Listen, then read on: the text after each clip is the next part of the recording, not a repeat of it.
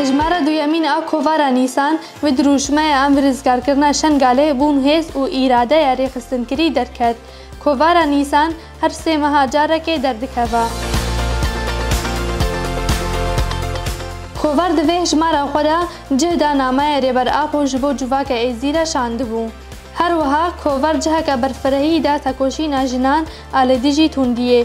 Roja rizgarkirina Şengalê, komplo û peymana nehê cotmehê girîngiya avakirina hêzên parastina jinê li Kurdistanê û Şengalê.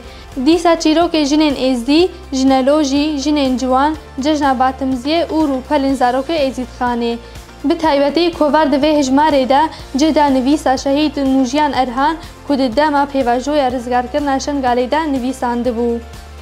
Xwînerên hêja hûn dikarin ji niha û pê de Kovara Nîsan li ser malpera tajê bişopînin û bixwînin.